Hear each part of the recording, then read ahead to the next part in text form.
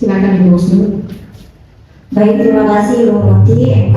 Selanjutnya saya akan memaparkan bagaimana aset-aset sekolah yang kita kenal sebagai 7 modal dari jenisnya dan pemanfaatannya.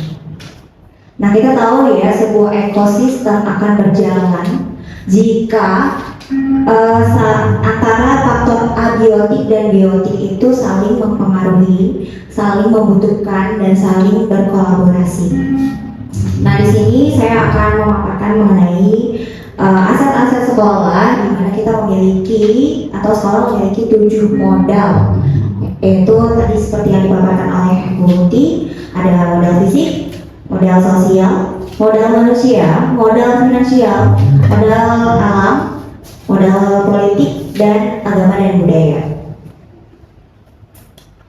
Modal manusia. Nah, ini modal manusia, kita memiliki aset ya. Apa aja sih aset yang kita miliki di dalam modal manusia itu?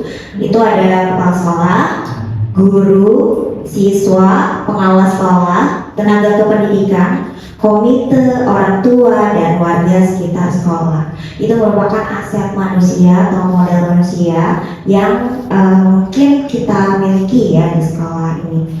Mungkin dari Bapak Ibu ada yang mau menambahkan? Kira-kira ada yang belum tertulis dari sini? Modal manusia? Cukup ya? Oke, lanjut. Ini strategi pemanfaatannya, yaitu kepala sekolah dan tenaga pendidikan, kepala sekolah dan guru. Kepala sekolah dan guru yang memiliki kualifikasi pendidikan S1 dan S2 aktif dalam pengembangan kompetensi aktif dalam organisasi atau komunitas dan ikut dalam perlombaan-perlombaan yang meningkatkan kompetensi, diharapkan akan dapat mengoptimalkan perannya sebagai pemimpin pembelajaran untuk kemajuan sekolah. Kemudian tenaga pendidikan itu memiliki kualifikasi pendidikan S1 dan S2, memahami komputerisasi, memiliki sertifikat IT, dan mengikuti pengembangan diri untuk meningkatkan kompetensi. Dengan teknik yang mempunyai hal tersebut, maka tenaga pendidikan dapat melaksanakan administrasi sekolah secara digital dan cepat dan bermutu. Lanjut, di sini ada strategi pemanfaatan murid. Membentuk murid yang berprestasi di bidang akademik maupun non-akademik sesuai dengan minat, bakat, dan kebutuhannya. Komite atau orang tua murid itu berkolaborasi dengan orang tua murid agar dapat membantu dan mendukung program sekolah dan juga mensosialisasikannya ke masyarakat. Lanjut, pengawas sekolah itu bekerja sama dan berperan aktif untuk mengontrol dan membantu peningkatan mutu sekolah. Warga sekitar berkolaborasi dengan warga sekitar sekolah agar dapat membantu dan mendukung program sekolah dan ikut menjaga kenyamanan dan keamanan di sekitar sekolah.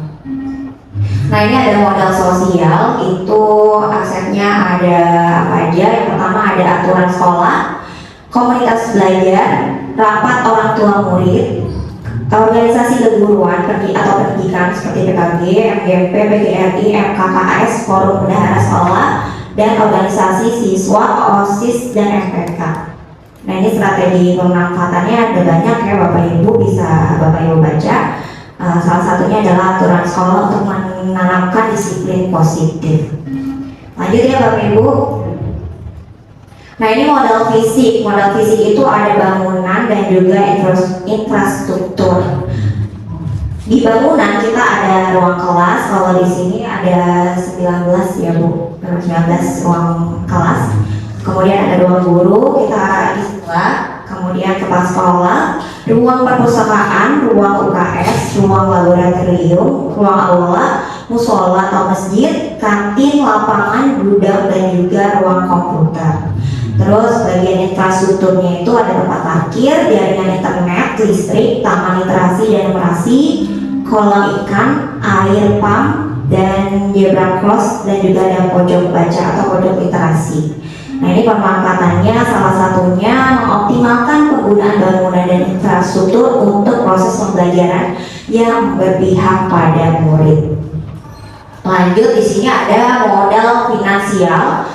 Modal finansial ini ada apa aja? Yang pertama ada dana BOS, ada dana BOP, ada koperasi sekolah, dan donasi orang tua. Nah, strategi pemanfaatannya ini ada 3. Salah satunya adalah pemanfaatan dana BOS dan BOP secara optimal dan sesuai aturan yang berlaku untuk peningkatan mutu sekolah dan berbagai segi. Lanjut, di sini ada modal alam atau lingkungan, bagaimana aset dan pemanfaatannya. Kira-kira kita punya apa aja Bapak Ibu di sekolah ini dari mulai alam dan lingkungannya? Iya, ada taman sekolah ya Bapak Ibu, kemudian ada kolam ikan, ada kebun biotik, terus greenhouse, terus ada tempat kuliner kalau di depan ini apa namanya, depan sekolah itu kan banyak tempat jajanan yang gitu. Nah, itu bisa dijadikan tempat kuliner dan itu bisa pemanfaatannya misalnya dalam PKWU, kegiatan PKWU itu kita bisa kayak kita mau bikin makanan apa nih, kita bisa lihat inspirasi dari jajanan-jajanan yang di depan sekolah. Terus ada pasar tradisional, terus ada kota tua yang kita dekat juga dengan kota tua, itu bisa dijadikan sarana pembelajaran, terutama kayak gedung-gedung tua itu atau museum wayang itu bisa dijadikan tempat pembelajaran seni ya, pembelajaran seni. Kemudian ada JIS. JIS itu bisa kita manfaatkan sebagai sarana olahraga. Kemudian ada Ancol. Ancol itu biasanya buat latihan renang. Kalau zaman dulu saya sekolah itu Ancol bisa renang di situ, tapi kalau sekarang kayaknya udah nggak memungkinkan gitu. Karena aturan yang ada ya. Terus Danau Sunter juga bisa kita manfaatkan, bisa dimanfaatkan sebagai sarana tempat pembelajaran gitu. Ketika ada acara atau pameran yang berkaitan dengan pendidikan itu bisa anak-anak dibawa ke sana. Lanjut, modal politik. Modal politik ini asetnya apa aja? Itu ada kebijakan kepala sekolah dalam pengambilan keputusan. Ada Puskesmas Sunter Agung, Bambu Kuning, ada Polsek Tanjung Priuk dan BNN, ada Sudin Perhubungan, ada Dinas Perpusip Jakarta, perpustakaan ya, ada juga Wali Kota Jakarta Utara. Nah, apa aja sih yang kita bisa manfaatkan dari aset-aset tersebut? Salah satunya itu dapat dimanfaatkan untuk peningkatan mutu sekolah. Lanjut, modal politik lagi, itu ada pemadam kebakaran atau JU Damkar. Dulu kita pernah kedatangan ya Bu ya, pemadam kebakaran. Kita dikasih tahu nih trik-trik bagaimana cara memadamkan api gitu, ya kan? Buka karburatornya tuh, terus tutup langsung pakai kain basah gitu ya, pernah ya? Iya, nah ya, ingat ya. Nah, terus Kecamatan Tanjung Priuk tentang mijal atau minyak jalantah. Terus ada coach kepramukaan.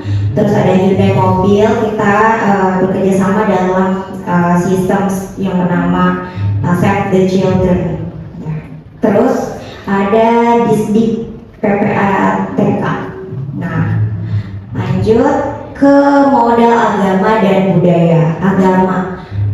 Asetnya apa nih di modal agama ini? Itu ada guru agama Islam yang kompeten. Kita punya guru Islam yang kompeten, udah lulus sertifikasi pendidik, keren banget, udah hebat.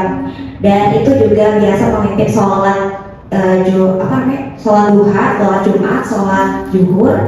Itu emang udah kompeten, dan makanya aset itu kita pergunakan, kita manfaatkan. Nah, lanjut, yang kedua ada ustadz, ustazah, ulama, atau pendeta di sekitar sekolah, itu bisa kita manfaatkan. Kemudian ada pelatih kerohanian. Nah, dari budaya itu kita punya membudayakan ya upacara bendera untuk meningkatkan kedisiplinan, rasa nasionalisme dan cinta tanah air. Kemudian ada kegiatan P5, itu meningkatkan budaya positif, memperkenalkan kekayaan daerah dan meningkatkan kreativitas murid. Kemudian ada pelaksanaan budaya 5S. 5S tahu ya, kita melaksanakannya tiap pagi ya, senyum, sapa, salam. Iya, sopan. Nah, kemudian ada ekstrakurikuler tari dan Pancasila untuk melestarikan budaya dan memperkenalkan dan mencintai budaya daerah. Jadi kesimpulannya di sini modal atau aset sekolah tidak hanya meliputi fisik sekolah, tetapi juga non fisik. Bahkan beberapa wilayah di sekitar sekolah yang dapat dimanfaatkan untuk menunjang kegiatan pembelajaran sekolah itu dapat disebut sebagai modal atau aset sekolah, dan setiap sekolah mempunyai keunikan dan berbagai macam asetnya. Mungkin itu saja penjelasan saya dari saya. Kurang lebihnya mohon maaf. Saya kembalikan lagi kepada Bu Muti.